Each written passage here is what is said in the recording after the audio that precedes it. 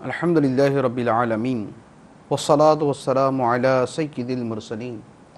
اما بعد فاعوذ باللہ من الشیطان الرجیم بسم اللہ الرحمن الرحیم الصلاة والسلام علیک یا رسول اللہ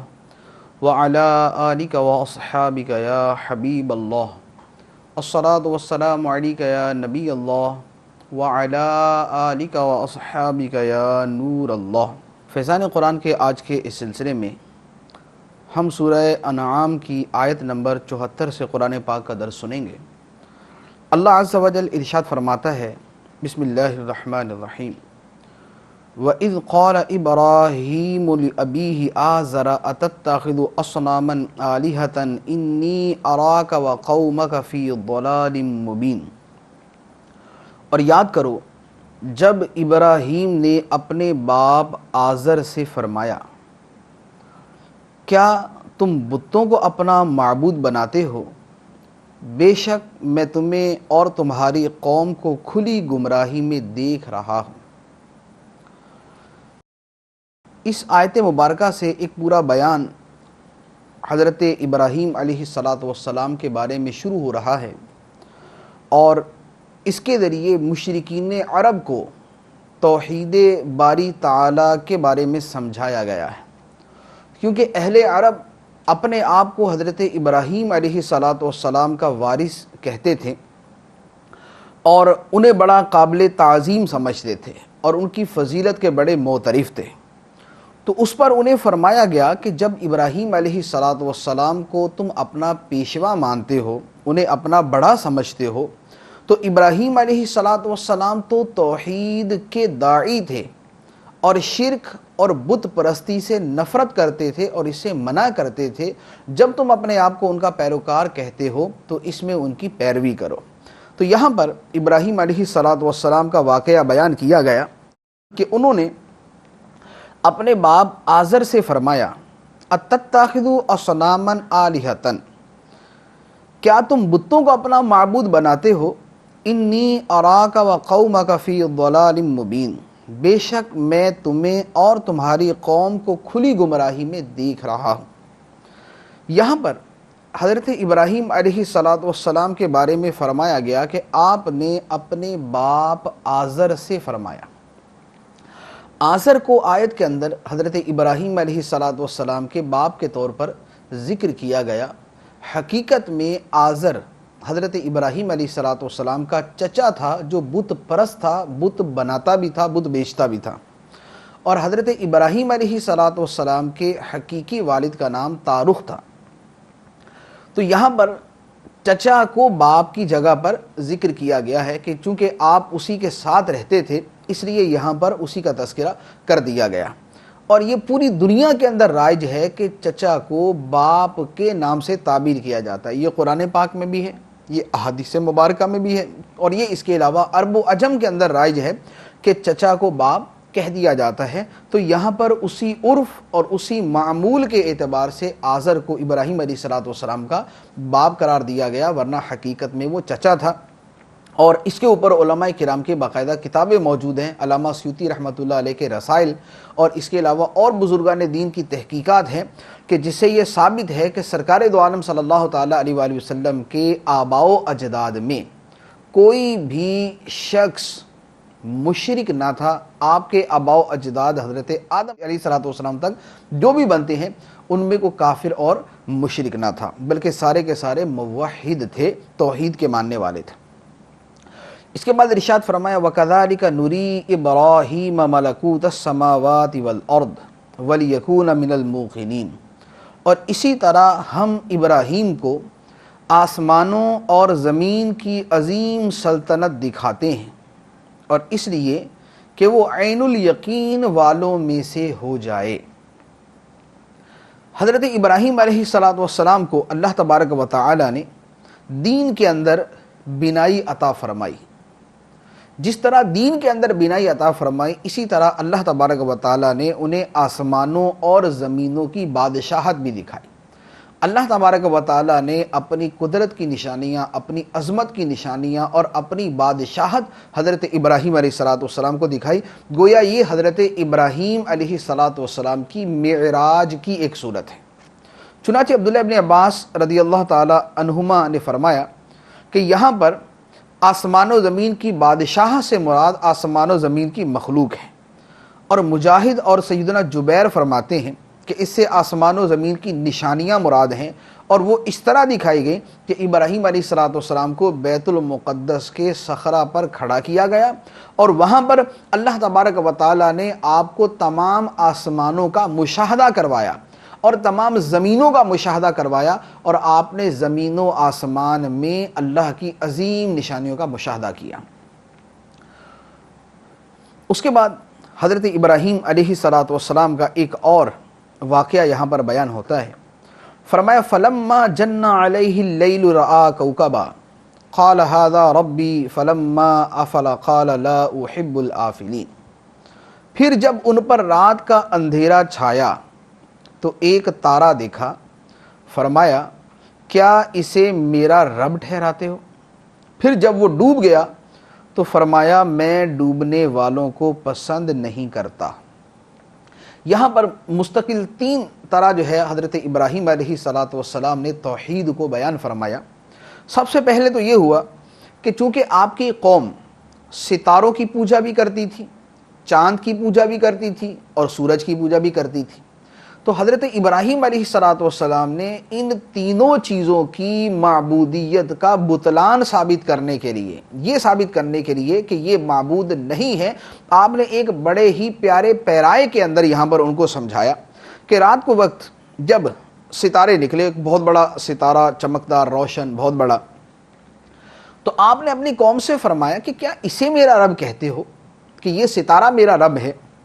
جب وہ ڈوب گیا تو آپ نے فرمایا کہ میں ڈوبنے والوں کو پسند نہیں کرتا، یعنی وہ خدا نہیں ہو سکتا کہ جس میں اس طرح کے تغیر و تبدل واقع ہو رہے ہوں، کہ جس میں ایک حالت سے دوسری حالت کی طرف تغیر واقع ہوتا ہو، وہ کبھی معبود نہیں ہو سکتا۔ اس کے بعد اگلا دن ہوا فلما رأى القمر بازغا قال هذا ربي فلما افل قال لئن لم يهدني ربي لأكونن من القوم الضالين۔ پھر جب چاند چمکتا دیکھا تو فرمایا کیا اسے میرا رب کہتے ہو؟ پھر جب وہ ڈوب گیا تو فرمایا اگر مجھے میرے رب نے ہدایت نہ دی ہوتی تو میں بھی گمراہ لوگوں میں سے ہوتا۔ یعنی چاند نکلا تو آپ نے چاند کو دیکھا تو فرمایا کہ کیا اسے میرا رب کہتے ہو؟ جب چاند بھی ڈوب گیا، یعنی چاند بھی افق سے غائب ہو گیا، تو آپ نے فرمایا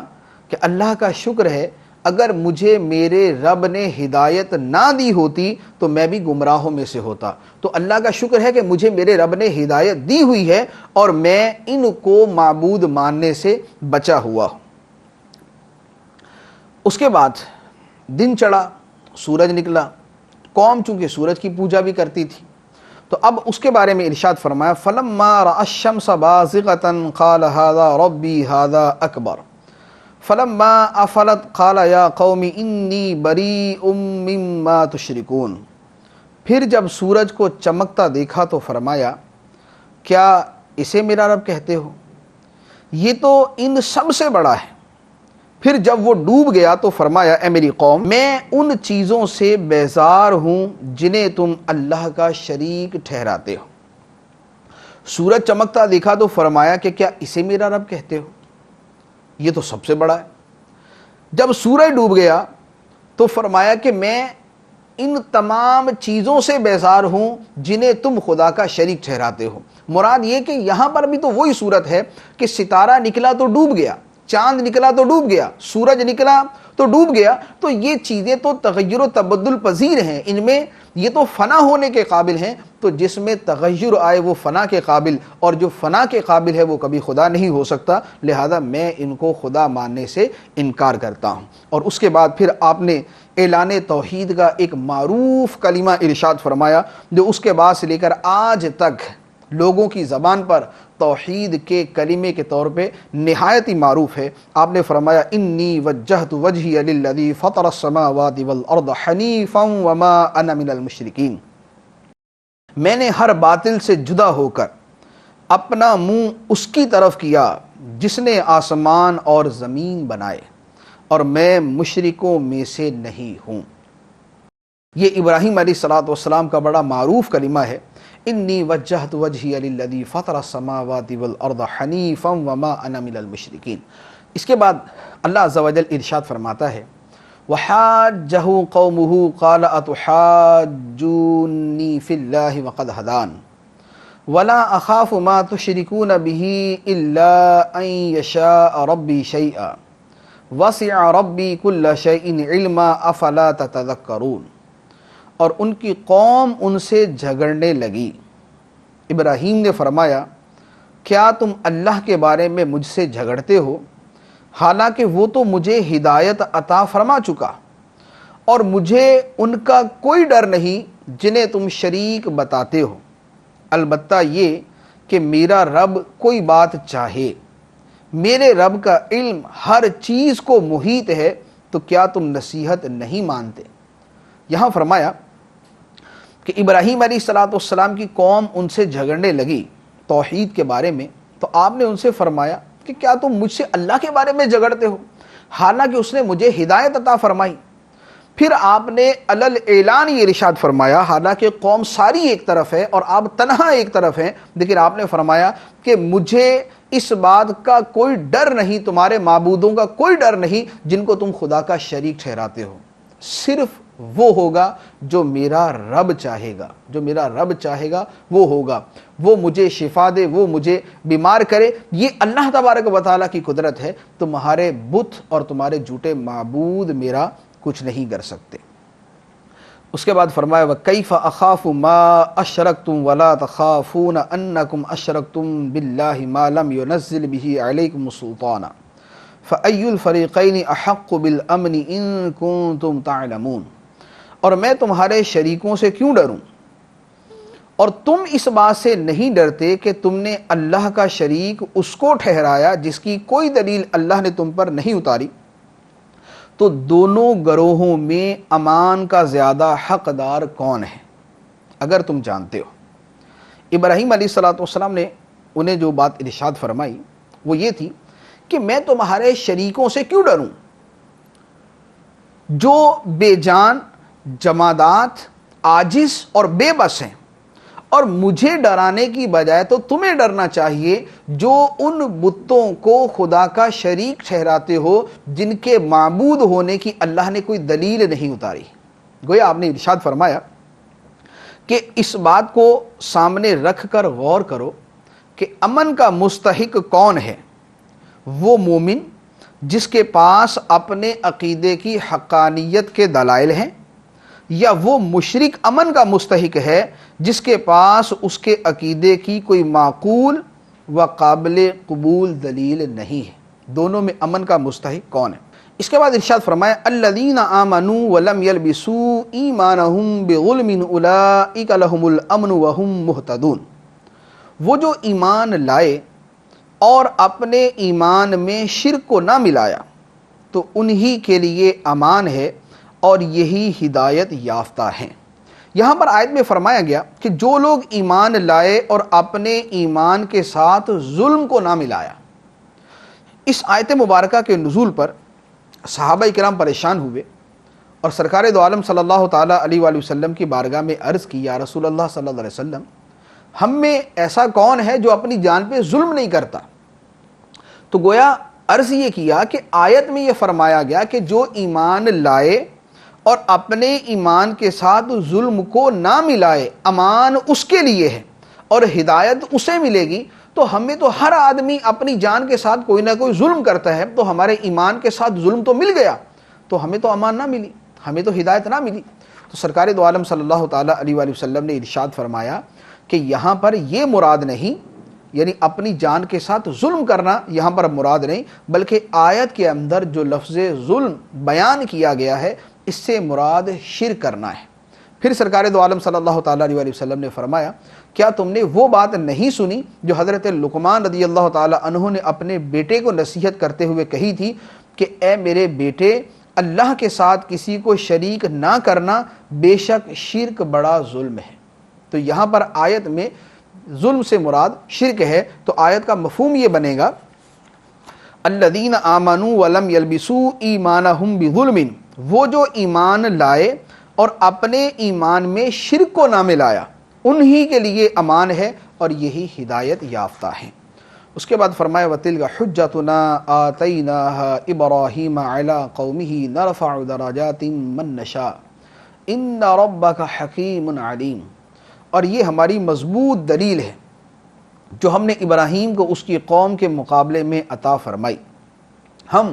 جس کے چاہتے ہیں درجات بلند کر دیتے ہیں، بے شک تمہارا رب حکمت والا علم والا ہے۔ یہاں ابراہیم علیہ السلام کی عظمت کا بیان کہ اس سے پہلے جو کچھ بیان ہوا یہ اللہ تعالیٰ کے وہ دلائل تھے جو اللہ تعالیٰ نے ابراہیم علیہ السلام کو سکھائے تھے۔ اس سے ایک تو یہ پتہ چلا کہ اللہ کے نبیوں کی تعلیم کا مرکزی ذریعہ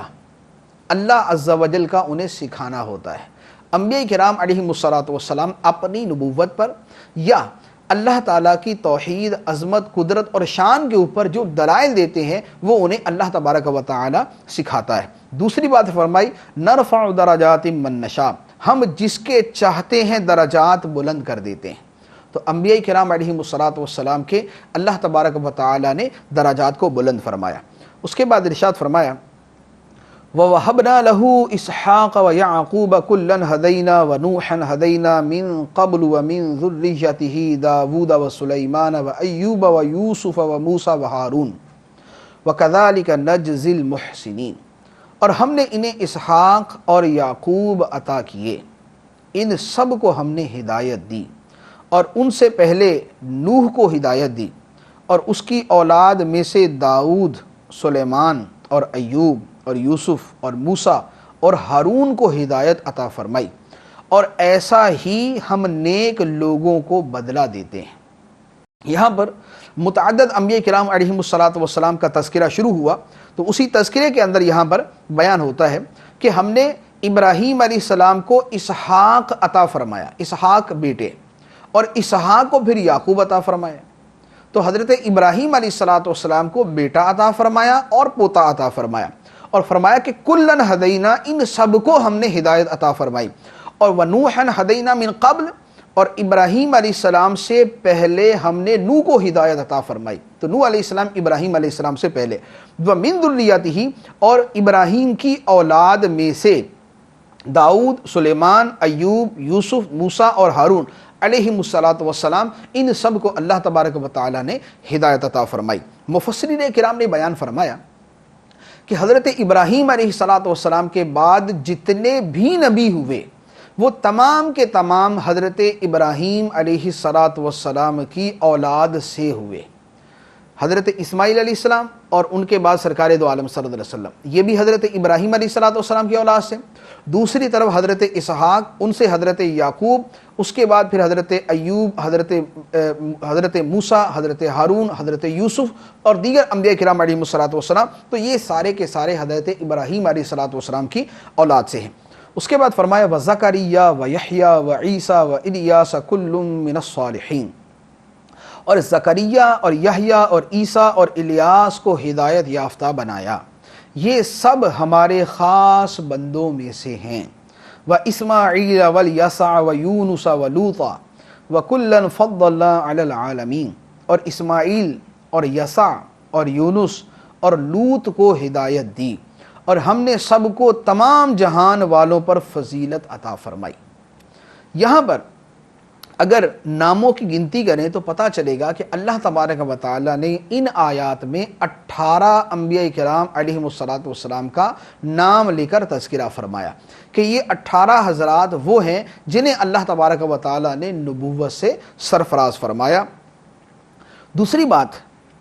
یہاں انبیاء کرام علیہ السلام کا تذکرہ ہوا، اس سے پہلے بھی یہی تذکرہ چل رہا ہے، یہاں پر بھی یہی تذکرہ ہوا، وہاں آگے جا کے سورہ انبیاء کے اندر بھی یہی تذکرہ ہے، سورہ قصص کے اندر موسیٰ علیہ السلام کا اور دیگر انبیاء کا تذکرہ ہے۔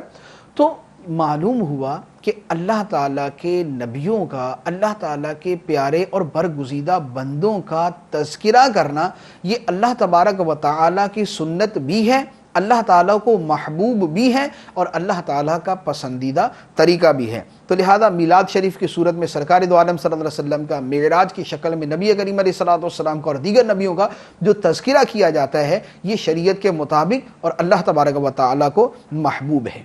دوسری بات یہاں آیت کے اندر ارشاد فرمائی، تمام نبیوں کا تذکرہ کرنے کے بعد اللہ تبارک و تعالیٰ فرماتا ہے وَكُلًّا فَضَّلْنَا عَلَى الْعَالَمِينَ، اور ہم نے سب کو تمام جہان والوں پر فضیلت عطا فرمائی، یعنی جتنے انبیاء کا تذکرہ کیا گیا ان تمام کو تمام جہان والوں پر فضیلت عطا فرمائی۔ تمام جہان والوں پر، تمام جہانوں کے اندر فرشتے بھی داخل، انسان بھی داخل، جنات بھی داخل، اور اللہ تبارک و تعالیٰ نے نبیوں کو سب پر فضیلت عطا فرمائی۔ تو یہ آیت مبارکہ اس بات کی دلیل ہے کہ اللہ کے نبی فرشتوں سے افضل ہوتے ہیں، فرشتوں کا مرتبہ انبیاء کرام علیہم السلام کے بعد ہے۔ اس کے بعد ارشاد فرمایا وَمِنْ آبَائِهِمْ وَذُرِّيَّاتِهِمْ وَإِخْوَانِهِمْ وَاجْتَبَيْنَاهُمْ وَهَدَيْنَاهُمْ إِلَىٰ صِرَاطٍ مُسْتَقِيمٍ، اور ان کے باپ دادا اور ان کی اولاد اور ان کے بھائیوں میں سے بھی بعض کو ہدایت دی، اور ہم نے انہیں چن لیا اور ہم نے انہیں سیدھے راستے کی طرف ہدایت دی۔ ذَلِكَ هُدَى اللَّهِ يَهْدِي بِهِ مَن يَشَاءُ مِنْ عِبَادِهِ وَلَوْ أَشْرَكُوا لَحَبِطَ عَنْهُمْ مَا كَانُوا يَعْمَلُونَ، یہ اللہ کی ہدایت ہے، وہ اپنے بندوں میں جسے چاہتا ہے ہدایت دیتا ہے، اور اگر یہ بھی بالفرض شرک کرتے تو ضرور ان کے تمام اعمال ضائع ہو جاتے۔ دو چیزیں بیان فرمائی۔ پہلی بات یہ ارشاد فرمائی کہ یہ اللہ کی ہدایت ہے، اللہ جسے چاہتا ہے اپنے بندوں میں سے عطا فرماتا ہے، یعنی یہاں پر نبیوں کا تذکرہ ہے، نبیوں کو نبوت دی گئی، اللہ تبارک و تعالی جسے چاہتا ہے نبوت عطا فرماتا ہے۔ یہ اس بات کی دلیل ہے کہ نبوت محنت اور مشقت کر کے حاصل نہیں کی جا سکتی۔ تو یہ نہیں ہو سکتا کیونکہ آدمی بہت زیادہ عبادت کرے، بہت زیادہ محنت کرے، بہت زیادہ نیک کام کرے تو اس کو نبی بنا دیا جائے، ایسا نہیں۔ اللہ تبارک و تعالی جس کو چاہتا ہے اس کو نبی بناتا ہے، اور سرکار دو عالم صلی اللہ تعالی علیہ وسلم آخری نبی، تو آپ کے بعد کسی کے نبی بنائے جانے کا اب کوئی بھی تصور نہیں، اور خود سرکار کے زمانے کے اندر بھی کسی کے نبی بنائے جانے کا کوئی امکان نہیں تھا۔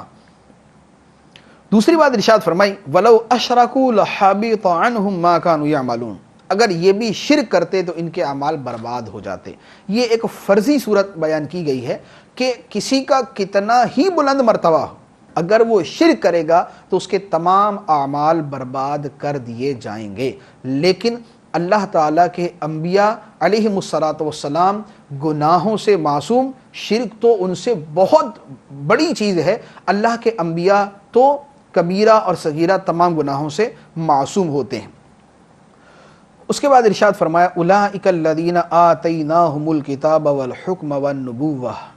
فإن یکفر بها ہؤلاء فقد وکلنا بها قوما لیسوا بها بکافرین، یہی وہ ہستیاں ہیں جنہیں ہم نے کتاب اور حکمت اور نبوت عطا کی، تو اگر یہ کفار ان چیزوں کا انکار کرتے ہیں تو ہم نے اس کے لیے ایسی قوم مقرر کر رکھی ہے جو ان چیزوں کا انکار کرنے والی نہیں۔ پھر فرمایا کہ اے محبوب صلی اللہ علیہ وسلم، اللہ تبارک و تعالیٰ نے آپ کو نبوت، حکمت، قرآن، رسالت یہ سب چیزیں عطا فرمائیں۔ اگر کفار مکہ یا دیگر کفار ان چیزوں کو تسلیم نہیں کرتے تو اللہ تبارک و تعالیٰ نے ایسی قوم مقرر کر رکھی ہے جو آپ کی نبوت و رسالت کو بھی تسلیم کرے گی اور قرآن اور اللہ کی وحی کو بھی تسلیم کرے گی۔ اس سے کون مراد ہے؟ سب سے اول صحابہ کرام، مہاجرین، انصار، اس کے بعد قیامت تک آنے والے تمام کے تمام مسلمان جو سرکار دو عالم صلی اللہ تعالیٰ علیہ وآلہ وسلم پر دل و جان سے ایمان لاتے ہیں۔ پھر اللہ عز و جل ارشاد فرماتا ہے اولئک الذین ھدی اللہ فبہداہ مقتدی قل لا اسألکم علیہ اجرا ان ھو الا ذکری للعالمین، یہی وہ مقدس ہستیاں ہیں جنہیں اللہ نے ہدایت کی، تو تم ان کی ہدایت کی پیروی کرو۔ تم فرماؤ میں اس پر تم سے کوئی اجرت نہیں مانگتا، یہ صرف سارے جہان والوں کے لیے نصیحت ہے۔ آیت مبارکہ میں گزشتہ انبیاء کرام علیہم السلام کے حوالے سے فرمایا گیا کہ یہ سارے کے سارے نبی، یہ وہ ہستیاں ہیں جنہیں اللہ نے ہدایت سے سرفراز فرمایا۔ اب نبی کریم صلی اللہ علیہ وآلہ وسلم کو حکم یہ دیا گیا فَبِهُدَاهُ مُقْتَدِهْ، اے محبوب آپ ان سب کی ہدایت کی پیروی کریں،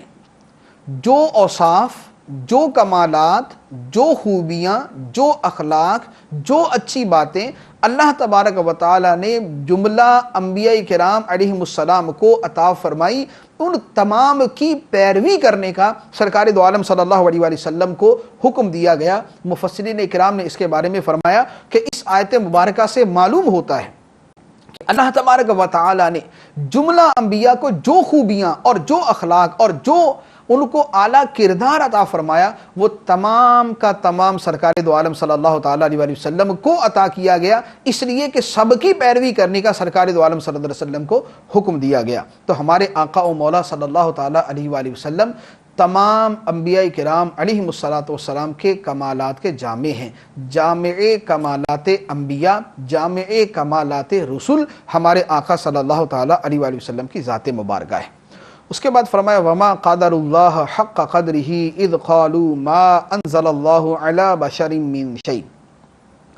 قل من انزل الكتاب الذي جاء به موسى نورا وهدى للناس تجعلونه قراطيس تبدونها وتخفون كثيرا وعلمتم ما لم تعلموا انتم ولا آباؤكم قل الله ثم ذرهم في خوضهم يلعبون۔ اور یہودیوں نے اللہ کی قدر نہ کی جیسا اس کی قدر کرنے کا حق تھا، جب انہوں نے کہا اللہ نے کسی انسان پر کوئی چیز نہیں اتاری، تم فرماؤ وہ کتاب کس نے اتاری تھی جسے موسیٰ لے کر آئے تھے، نور اور لوگوں کے لیے ہدایت تھی، جس کے تم نے الگ الگ کاغذ بنا لیے تھے، کچھ ظاہر کرتے ہو بہت کچھ چھپا لیتے ہو، اور تمہیں وہ سکھایا جاتا ہے جو نہ تم کو معلوم تھا اور نہ تمہارے باپ دادا کو۔ اے محبوب تم کہو اللہ۔ اس آیت مبارکہ کا خلاصہ یہ ہے کہ سرکار دو عالم صلی اللہ تعالیٰ علیہ وآلہ وسلم سے یہودیوں کا ایک بہت بڑا عالم مناظرہ کرنے آیا اور ایک بات کے اوپر زچ ہو گیا، جواب نہ بن پڑا، تو تنگ آ کے کہنے لگا کہ اللہ نے آسمان سے اتارا ہی کچھ نہیں، یعنی چڑنے کی وجہ سے اس نے اصلاً اللہ تعالیٰ کے کتابوں کے نازل کرنے کا انکار کر دیا۔ سرکار دو عالم صلی اللہ تعالیٰ علیہ وسلم کو اللہ تبارک و تعالیٰ نے یہ آیت مبارکہ نازل فرما کر فرمایا کہ ان سے کہو کہ اگر اللہ تبارک و تعالیٰ نے آسمان سے کوئی کتاب نہیں اتاری تو وہ کتاب جو حضرت موسیٰ علیہ السلام لے کر آئے تھے وہ کیا تھی؟ موسیٰ علیہ السلام کی کتاب کو تو تم بھی تسلیم کرتے ہو کہ تورات اللہ تعالیٰ نے انہیں عطا فرمائی اور تورات ہدایت اور حکمت والی کتاب تھی، تو جس کتاب کو تم تسلیم کرتے ہو جس کو حضرت موسیٰ علیہ السلام لے کر آئے وہ کتاب کس نے اتاری تھی؟ من انزل الکتاب الذی جاء بہ موسیٰ، کس نے اتارا تھا اس کتاب کو جس کو موسیٰ لے کر آئے تھے؟ پھر اللہ تبارک و تعالیٰ نے فرمایا کہ وہ تورات شریف نور ہے اور لوگوں کے لیے ہدایت ہے۔ پھر یہودیوں سے مخاطب کر کے فرمایا گیا کہ تم نے تو اس کتاب کا یہ حال کیا کہ اس کے کاغذ بنا لیے، اس کے مختلف ٹکڑے اور حصے بنا لیے، جو حصہ اور جو ٹکڑا تمہارے مفادات اور تمہاری خواہشات کے مطابق تھا اس کو تم نے ظاہر کر دیا، اور جو حصہ اسلام اور سرکار دو عالم صلی اللہ علیہ وسلم کی حقانیت پر تھا یا جو تمہارے مفادات اور تمہاری خواہشات کے خلاف تھا اس کو تم نے چھپا لیا۔ تو یہ تو تمہاری حرکتیں، تو جب اپنی کتاب کے ساتھ تمہارا یہ معاملہ ہے تو تم سے اس طرح کی الٹی سیدھے باتیں ہونا جو ہے یہ کوئی ناممکن چیز نہیں ہے، اس طرح کی چیزیں متوقع ہو سکتی ہیں۔ پھر سرکار دو عالم صلی اللہ تعالیٰ علیہ وآلہ وسلم کو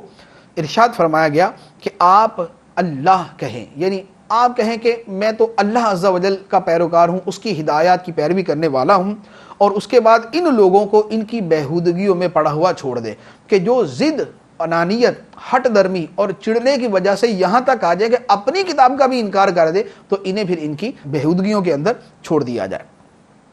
اس کے بعد فرمایا وَهَذَا كِتَابٌ أَنزَلْنَاهُ مُبَارَكٌ مُصَدِّقُ الَّذِي بَيْنَ يَدَيْهِ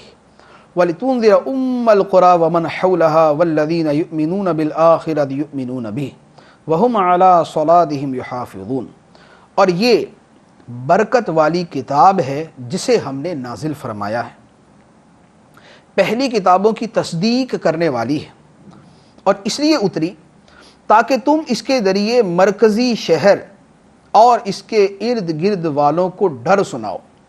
اور جو آخرت پر ایمان لاتے ہیں وہی اس کتاب پر ایمان لاتے ہیں اور وہ اپنی نماز کی حفاظت کرتے ہیں۔ یہاں قرآن اور مسلمان دونوں کا تذکرہ ہے۔ قرآن کی عظمت یہ بیان فرمائی کہ یہ وہ کتاب ہے جسے اللہ نے نازل فرمایا اور جو برکت والی کتاب ہے۔ کتاب انزلناہ مبارک، اللہ تبارک و تعالیٰ نے قرآن برکت والی کتاب اتاری، مصدق الذی بین یدیہ، یہ گزشتہ کتابوں کی تصدیق کرنے والی، اور اس کتاب کے نزول کا مقصد بیان فرمایا کہ اے محبوب صلی اللہ علیہ وسلم، آپ اس قرآن کے ذریعے مرکزی شہر یعنی مکہ مکرمہ اور اس کے ارد گرد والوں کو اللہ کی خبریں سناؤ، ڈر سناؤ۔ اور فرمایا کہ اب اس پر ایمان لانے والے کون ہیں؟ تو فرمایا کہ جو آخرت پر ایمان رکھتے ہیں وہ قرآن پہ ایمان رکھنے والے ہیں، اور ان کی ایک صفت یہ ہے کہ وہ اپنی نمازوں کی حفاظت کرنے والے ہیں۔ جو قرآن پہ ایمان رکھنے والے، جو آخرت پہ ایمان رکھنے والے، ان کی یہ خوبی بھی ہوتی ہے کہ وہ اپنی نمازوں کی حفاظت کرتے ہیں۔ اس کے بعد ارشاد فرمایا وَمَنْ أَظْلَمُ مِمَّنِ افْتَرَىٰ عَلَى اللَّهِ كَذِبًا أَوْ قَالَ أُوحِيَ إِلَيَّ وَلَمْ يُوحَ إِلَيْهِ شَيْءٌ وَمَنْ قَالَ سَأُنزِلُ مِثْلَ مَا أَنزَلَ اللَّهُ وَلَوْ تَرَىٰ إِذِ الظَّالِمُونَ فِي غَمَرَاتِ الْمَوْتِ وَالْمَلَائِكَةُ بَاسِطُو أَيْدِيهِمْ أَخْرِجُوا أَنفُسَكُمْ الْيَوْمَ تُجْزَوْنَ عَذَابَ الْهُونِ بِمَا كُنتُمْ تَقُولُونَ عَلَى اللَّهِ غَيْرَ الْحَقِّ وَكُنتُمْ عَنْ آيَاتِهِ تَسْتَكْبِرُونَ، اور اس سے بڑھ کر ظالم کون جو اللہ پر جھوٹ باندھے یا کہے میری طرف وحی کی گئی حالانکہ اس کی طرف کسی شے کی وحی نہیں بھیجی گئی، اور جو کہے میں بھی ایسا ہی اتار دوں گا جیسا اللہ نے اتارا ہے۔ اور اگر تم دیکھو جب ظالم موت کی سختیوں میں ہوتے ہیں اور فرشتے ہاتھ پھیلاتے ہوئے کہتے ہیں کہ اپنی جانیں نکالو، آج تمہیں ذلت کا عذاب دیا جائے گا اس کے بدلے میں جو تم اللہ پر ناحق باتیں کہتے تھے اور اس کی آیتوں سے تکبر کرتے تھے۔ اس آیت مبارکہ میں 3 چیزیں بیان فرمائی گئی۔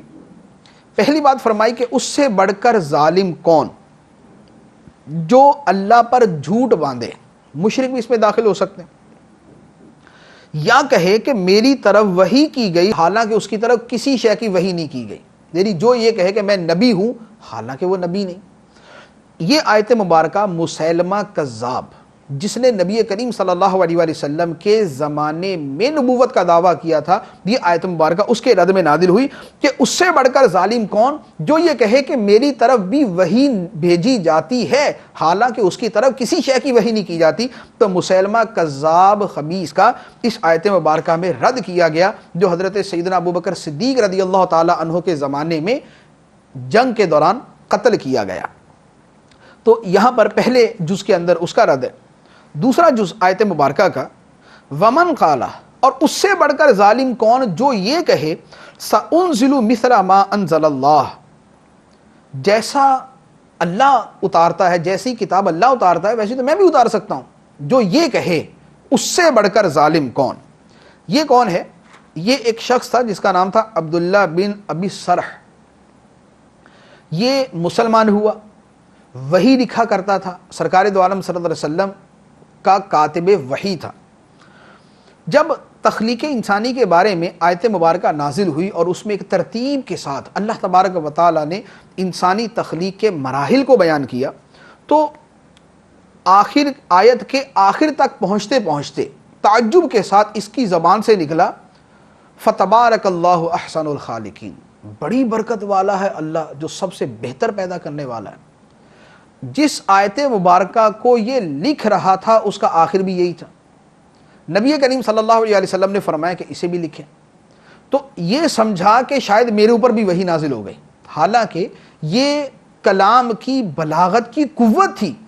کہ جیسے بعض اوقات شعراء کلام پڑھ رہے ہوتے ہیں تو کلام پڑھتے پڑھتے اتنا بلند پایا کلام ہوتا ہے کہ جب وہ کلام ایک ردھم میں چل رہا ہوتا ہے تو آخر کے اندر بے اختیار جو آخری مصرع ہوتا ہے وہ زبان پہ جاری ہو جاتا ہے۔ تو قرآن پاک کی قوت بلاغت کی وجہ سے اس کے زبان سے وہ جملہ نکلا اور اس پر اس نے دعویٰ کر دیا کہ میری طرف بھی وہی نازل کی جاتی ہے، چنانچہ یہ مرتد ہو کر چلا گیا، مرتد ہو کر چلا گیا۔ اس کے بعد ایک جملہ بھی قرآن پاک جیسا نہ بنا سکا، بنایا تو پہلے بھی نہیں تھا، وہ بھی حقیقتاً میں قرآن پاک ہی کا وہ جملہ تھا۔ تو پھر بعد میں بہرحال اس کو توبہ کی توفیق ہوئی اور زمانہ اسلام کے اندر یہ دوبارہ مسلمان ہو گیا۔ تو اس کے بارے میں فرمایا گیا کہ اس سے بڑھ کر ظالم کون جو یہ کہے کہ میں بھی ویسا ہی قرآن یا کتاب نازل کر سکتا ہوں جیسا اللہ نے اتارا ہے۔ تو فرمایا کہ اس سے بڑھ کر اور ظالم کون ہو سکتا ہے۔ اس کے بعد ظالموں کا انجام بیان کیا کہ اگر ظالموں کو موت کی سختیوں میں دیکھو کہ ان کا کیا حال ہوتا ہے۔ فرمایا کہ فرشتے ان کی طرف اپنے بازو پھیلائے ہوئے ہوتے ہیں اور ان سے کہہ رہے ہوتے ہیں کہ اپنی جان نکالو، آج تمہیں رسوا کن عذاب دیا جائے گا اس کے بدلے میں جو تم اللہ پر ناحق باتیں کرتے تھے اور اللہ کی آیتوں سے تکبر کرتے تھے، تسلیم کرنے سے انکار کرتے تھے۔ تو یہ ظالموں کا موت کے وقت کا انجام، فی غمرات الموت، یہ اس کا بیان۔ اس کے بعد اگلی آیت کے اندر ارشاد فرمایا وَلَقَدْ جِئْتُمُونَا فُرَادَا كَمَا خَلَقْنَاكُمْ أَوَّلَ مَرَّةٍ وَتَرَكْتُم مَّا خَوَّلْنَاكُمْ وَرَاءَ ظُهُورِكُمْ وَمَا نَرَىٰ مَعَكُمْ شُفَعَاءَكُمُ الَّذِينَ زَعَمْتُمْ أَنَّهُمْ فِيكُمْ شُرَكَاءُ لَقَدْ تَقَطَّعَ بَيْنَكُمْ وَضَلَّ عَنكُمْ مَا كُنتُمْ تَزْعُمُونَ، اور بے شک تم ہمارے پاس اکیلے آئے جیسا ہم نے تمہیں پہلی مرتبہ پیدا کیا تھا،